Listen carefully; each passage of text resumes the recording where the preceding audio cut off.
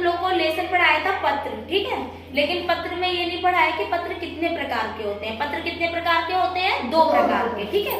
आज हम यही लिखवाएंगे, कंप्लीट कराएंगे।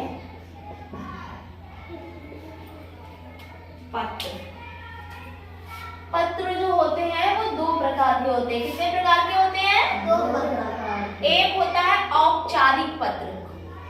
औपचारिक पत्र कौन सा पत्र?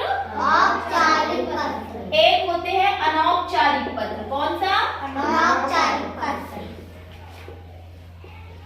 अनौपचारिक पत्र।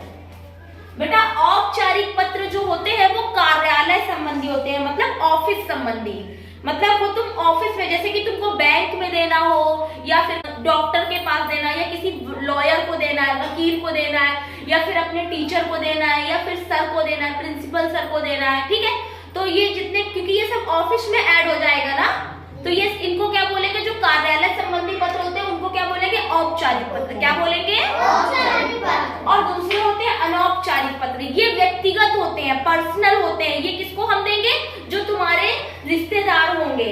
जैसे कि किसी को निमंत्रण पत्र देना है, ठीक है, किसी से क्षमा याचना करना है, किसी को शुभकामना पत्र देना है। अभी तो लोग कार्ड देते हैं, शादी जब होती है तो लोग कार्ड देते हैं ना, लेकिन बहुत पहले लोगों के पास पैसे नहीं रहते थे, तो वो क्या करते थे, और जा भी नहीं सकते थे क्योंकि इतनी दूर जाएंगे, तो क्या करते थे, वो पत्र लिख करके डाक के द्वारा भेज दिया करते थे। सभी ने डाकिया काका को देखा है? किसी ने नहीं देखा? तुम्हारे यहाँ नहीं आए कभी?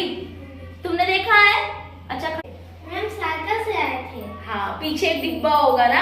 जी मैम। हाँ जी, हम मामा के यहाँ गए थे जब, तब देखे थे। अच्छा, तब देखे थे, ठीक है।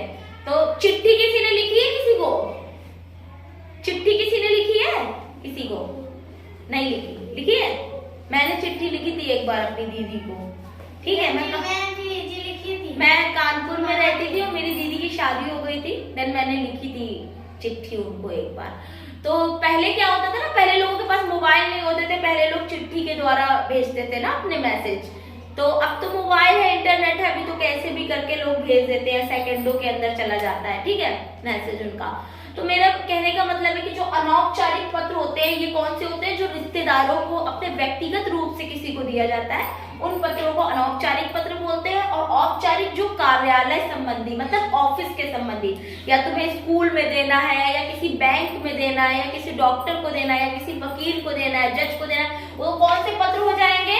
औपचारिक। अच्छा, तुम बताओ, तुम्हारा खाता खोला गया है बैंक में और वो खाता बंद हो गया है, और तुम उनको पत्र लिख रहे हो, वो कौन सा होगा? औपचारिक या अनौपचारिक? Very good. कौन सा पत्र होगा? औपचारिक। और तुम कल स्कूल नहीं आ रहे हो और तुमको मुझे पत्र देना है, तुम कौन सा पत्र दोगे? औपचारिक या अनौपचारिक?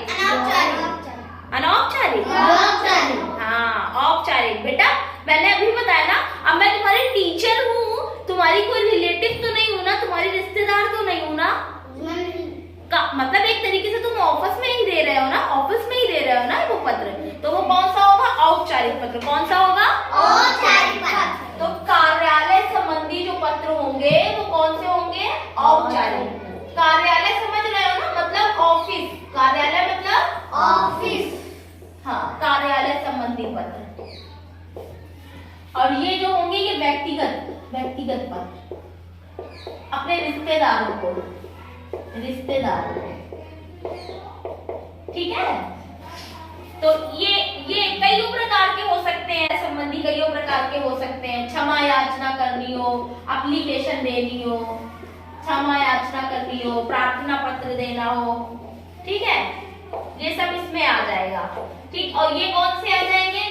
शुभकामना पत्र देना है किसी को, जैसे किसी का लड़का हो गया तो उनको शुभकामना पत्र भेजना है। भाई किसी का बेटा हुआ तो उन्होंने चिट्ठी लिखी कि हमारे यहाँ ये बच्चा हुआ है, तो भाई वो लोग बधाई देंगे तो नहीं पहुंच पा रहे हैं, तो चिट्ठी वो भी लिख करके भेज दिया करते थे, समझ रहे हो?